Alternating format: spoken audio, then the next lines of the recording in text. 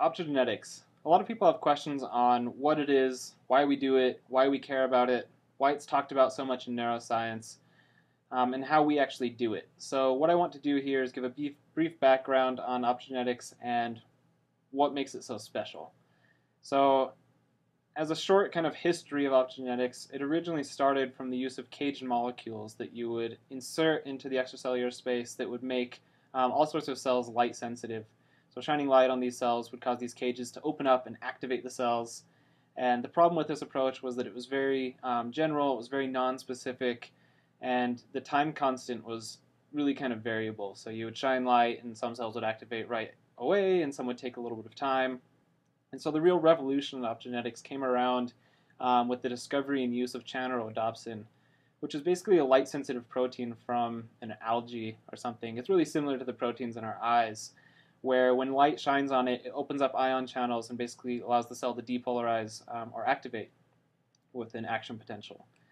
So when we're talking about the use of channelrhodopsin and the experiments that use it, we can break those experiments down into a few steps that everybody will have to take to actually do an optogenetics experiment. So the first step always is the creation of your genetic construct. The genetic construct always has a couple components to it. It will always have the channelrhodopsin piece, since you actually need to express the gene in that cell, since it's not expressed in most cells, as well as the promoter region. And for those of you who haven't brushed up on your genetics in a little while, the promoter region you can kind of think of as a trigger. So basically it tells certain pieces of the cell to look at that gene and to make its product, which in this case is our channelrhodopsin protein. So you have to make your genetic construct, and then you have to give this genetic construct to your viral vector. And basically what the viral vector is going to do, after you insert that viral vector into the animal's brain, it will go into the cells and actually replace or insert your genetic construct into the DNA there.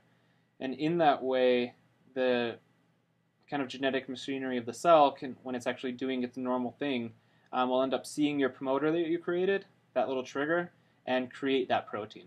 And that protein has all of its own tools to insert itself into the cell membrane correctly and basically become active. So the protein will insert itself into the cell membrane, and then all we need to do on our experimental end is somehow get light into the brain. And so usually that's done through the use of like an optogenetic cannula. There's a bunch of different tools. But as soon as you get your optical fiber into the brain, you shine light on those cells and they fire. So they have action potentials happen. The thing that makes optogenetics so special, or why we actually care about these things, is some of the kind of specificity that you can achieve with the technique. So specifically by fine control over which promoter you use, as well as sometimes the viral vector you use, you can actually determine which cell types end up expressing this protein.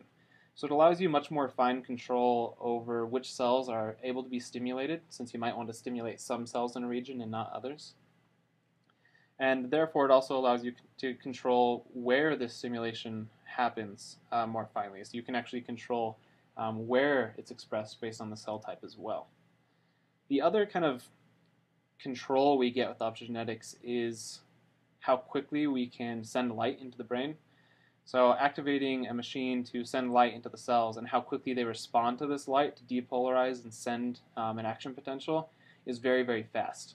So optogenetics allows us very fine control over the time constant of our experiments, and therefore allows us to react to things that we might see in the brain for these very, very quick closed-loop experiments. So that's a brief background on optogenetics, how to get started with it, what the components of it are, and why we use it.